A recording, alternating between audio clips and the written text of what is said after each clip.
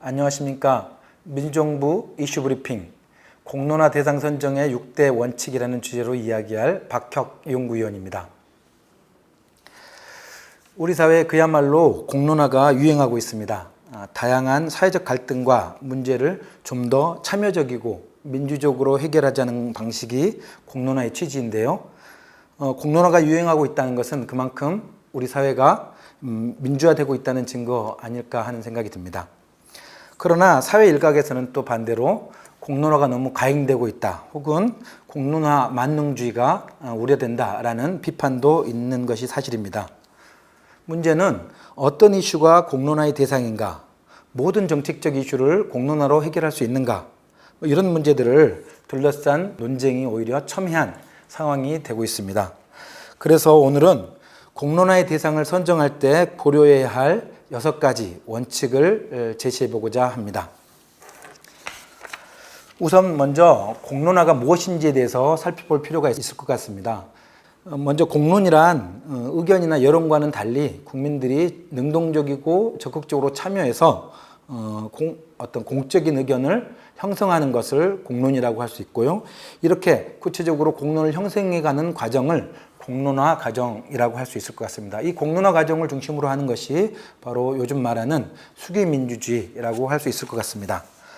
그럼 어떤 것이 공론화 대상이 가능한지 우리가 구별해 볼 수 있는 6가지 원칙을 제시해 보고자 합니다. 이 6가지 원칙을 마련할 때 저희가 고려했던 것은 피시킨 교수라는 그 스탠포드 대학의 유명한 교수죠. 이 교수가 1994년부터 세계 곳곳에서 약 47번에 걸친 공론 조사를 했는데요. 이것들을 분석해서 어떤 사안들이, 어떤 대상들이 공론화 내지는 시민 참여형 공론 조사가 이루어졌는지 살펴봄으로써 우리에게도 유의미한 어떤 기준을 제시해 줄 수 있을 것이라고 생각하고, 그것을 분석한 결과로 6가지 기준을 마련해 보았습니다. 크게 6가지를 먼저 말씀드리면, 우선 사회적으로 새로운 문제가 있을 때 그 문제는 공론화할 필요가 있다. 두 번째로는 어떤 사회적 이슈나 사회적 갈등 사안을 해결해야 될 대의기관이 스스로 해결할 수 없는 그 자신의 문제에 관련해서는 공론화를 통해서 해결할 필요가 있겠다. 세 번째로는 다수 국민의 삶에 영향을 미치는 모든 국민과 연관된 이런 중요한 국가적 개혁 이슈들은 공론화할 필요가 있겠다. 네 번째로는 대의기관이나 국민투표를 통한 결정에는 또 맞지 않는 어떤 도덕적이거나 철학적인 문제들은 공론화로 해결하는 것이 좋겠다. 다섯 번째로는 어떤 가치 대안 선택이 가능한 사안은 공론화로 해결하면 좋겠다는 것이고, 마지막으로는 막대한 국가 재정이 소요되거나 혹은 장기적 안목으로 결정해야 될 정책이나 국가 사업들은 공론화를 거치면 좋겠다. 이것이 저희가 제시하는 기준입니다. 그럼 먼저 세부적으로 한번 살펴볼 필요가 있을 것 같습니다. 첫째, 그 사회에서 지금까지 어떤 전통적으로 우리가 익숙해져 있는 그런 것이 아니라 뭔가 사회가 변하고 세대가 변하면서 새로운 사회 문제로 대두되고 있는 것들은 공론화를 거칠 필요가 있겠다.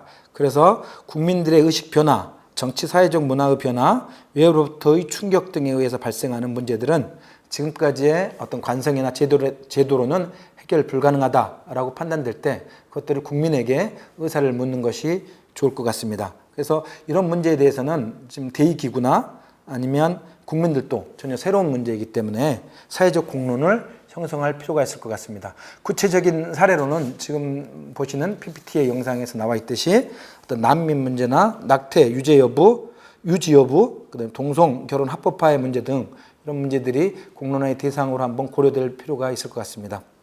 두 번째로는 대의기관 스스로 문제의 당사자가 된 사안들이 있습니다.